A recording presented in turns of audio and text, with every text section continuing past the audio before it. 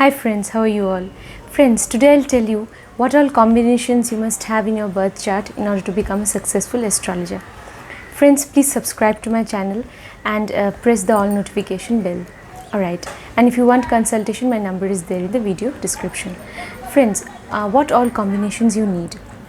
Now, friends, if in your birth chart, if you have a combination between Saturn and Ketu, that is a very powerful combination for becoming an astrologer, because Ketu is the planet of astrology.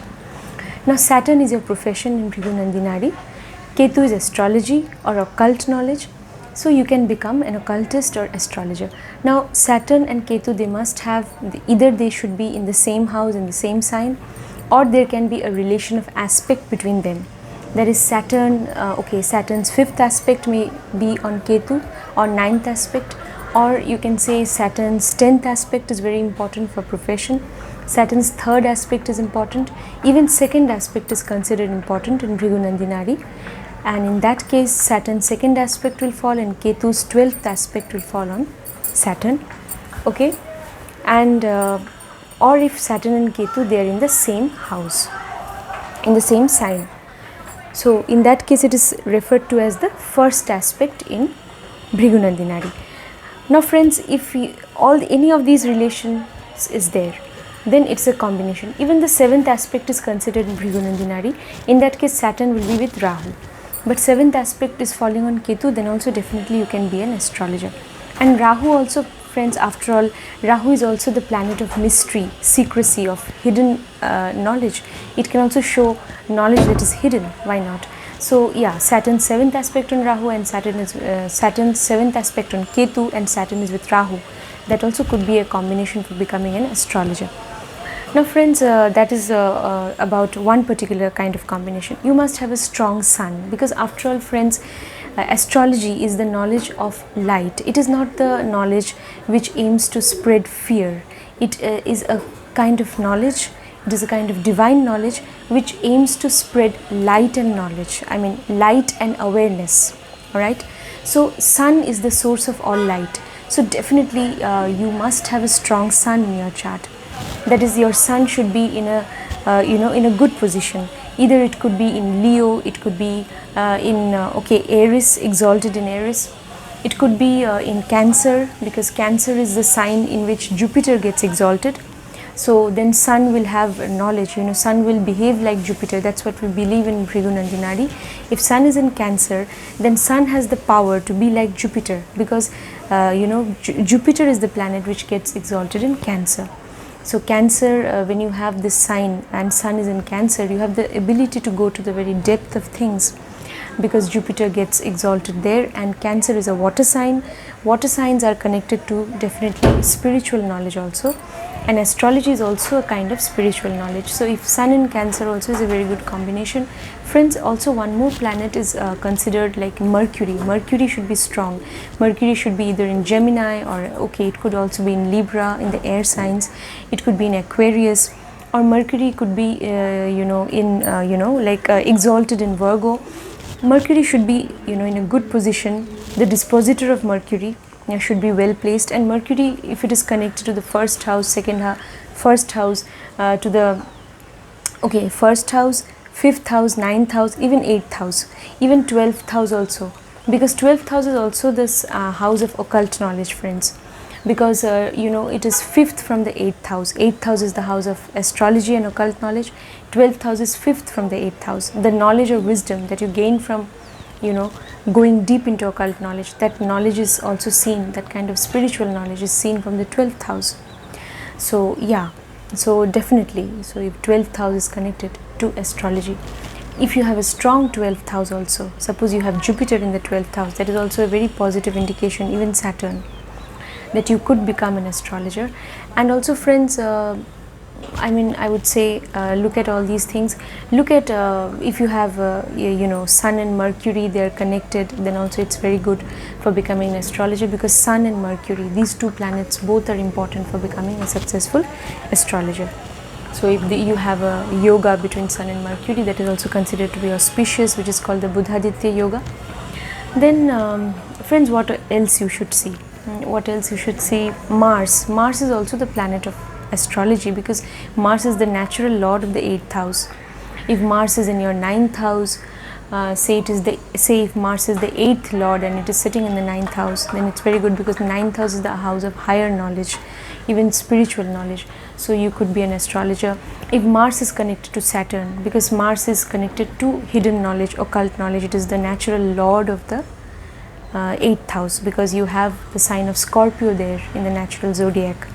So if you have Saturn is connected to Mars, then also it will be good for moving into the field of occult knowledge, because Mars and Rahu, these two planets definitely are connected to miracles.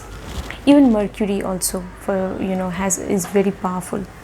So friends, you have to find out whether you have you have a strong Mercury, whether Saturn is connected to Ketu, whether even Jupiter is connected to the 12th house or 8th house. If Jupiter is in the 8th house, it is very good for becoming an astrologer. You can also look at the D9 chart. Say in the D9 chart you have Jupiter in the 8th house or in the 12th house, then also it will be considered to be a positive indication, because D9 chart is also very important, the chart of your fortune. Alright. So friends, if you have Saturn Jupiter combination, that is also very good, especially if suppose say you have Saturn Jupiter combination in the 12th house or Saturn Jupiter combination in the 8th house. Jupiter is knowledge, 8th house is occult knowledge, Saturn is your profession. So that is a very good combination if you have it in the 8th house or 12th house. Even I would say Saturn Jupiter combination, especially 8th and 12th. So that can show you can become an astrologer, definitely. And now the 4th house is also in trine to the 8th and 12th houses, so it is in trine to them. So definitely, because 4th house is also definitely naturally ruled by Cancer, and it is a water sign rules the 4th house, and it is in trine to the 8th and 12th. It is one of the Moksha Trikona houses. So yeah, even that house also definitely you can move into spirituality, you can move into spiritual knowledge, occult knowledge. Now friends, one more planet, an outer planet which is especially considered in Western astrology, Uranus. Uranus is a very important planet in Western astrology. Now Uranus, if it is in Scorpio, then it is also a very good combination. Find out where you have Uranus in Scorpio. Uranus in Scorpio, if you have it in the 3rd house is the house of communication. From there Uranus is directly kind of aspecting your 9th house of fortune and higher learning. So yeah, definitely 9th house is also a house of consultation. Uranus is the planet of uniqueness. Yes, it is something which can enable you to be unique, and it is also definitely, that is why, connected to miracles. So Uranus in Scorpio. So if you move, Scorpio is again the connected to the natural 8th house. So if you move into any kind of hidden knowledge and all, you will be able to show your uniqueness. So if you have Uranus in Scorpio, it is a positive indication that you can be a very good astrologer. Now if you have Saturn and Venus combination, friends, then you can be a very good Nadi astrologer, like use for example Bhrigu Nandi Nadi. If you have Saturn and Venus connection, because Venus is given a lot of importance, because Venus is connected to Shukracharya, and Shukracharya is in mythology, Shukracharya was a son to Maharshi Bhrigu. So supposing you want to go into Bhrigu Nandi Nadi, then it's important that you have a strong Venus. Look at how Venus is placed in the D1 chart, in the D9 chart. Also look at the D10 chart, and especially look at the D60 chart also. How Venus is placed. Is Venus placed in Aquarius? Is Venus placed in Libra? It's considered to be very good, friends, in order to become a successful astrologer. So Venus in Aquarius, Venus in Libra, Venus in Taurus is considered to be very good, actually. Venus in Taurus, even an exalted Venus for that matter. Venus should be strong in the chart. It will enable you to become a successful astrologer, especially because Venus is the planet which enables you to heal others. It gives you healing power. So especially if Venus is connected to Saturn, so Saturn is profession, Venus, you have a strong Venus, you can become a successful Nadi astrologer, Bhrigu Nandi Nadi astrologer, especially I am talking about that here. So friends, find out whether you have all these combinations in your birth chart.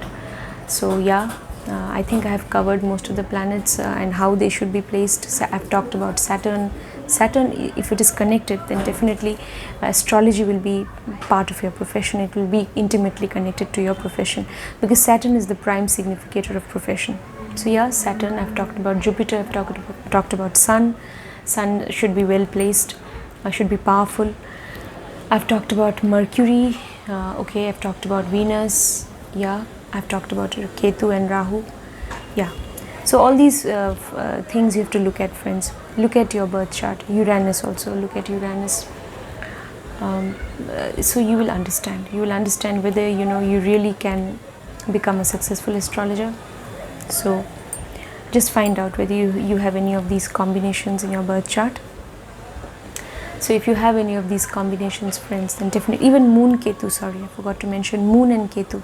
If you have Moon and Ketu combination, you can become a very successful astrologer, because Moon is the planet of intuition and Ketu is occult knowledge. Ketu also gives you intuition. So say if you have Moon-Ketu combination in the 5th house or in the 8th house, you can be a very good astrologer, even 12th house. So if you have a Moon-Ketu combination, you can be a very good astrologer.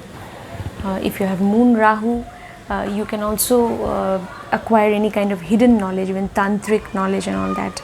The very, even like necromancy. Some people like to move into black magic or necromancy. But black magic or necromancy, these things, they should never be practiced for harming others. If you're doing so for the welfare of humanity, then it is to be encouraged. Otherwise, it is not to be encouraged and kind of supported. So yeah, you can acquire any kind of hidden knowledge even if you have Moon Rahu, but yeah, Moon Ketu definitely gives you wonderful power of intuition. So find out whether you have any aspect between Moon and Ketu. Then also Moon and Ketu will be in conjunction as per Bhrigunandinadi. So friends, find out how planets are placed in your birth chart, and whether you have any of these combinations which can make you a successful astrologer. So friends, with all my best wishes, I wind up today's session, and please, it's my earnest request to you, do not forget to subscribe to the channel. See you next time. Take care. Bye.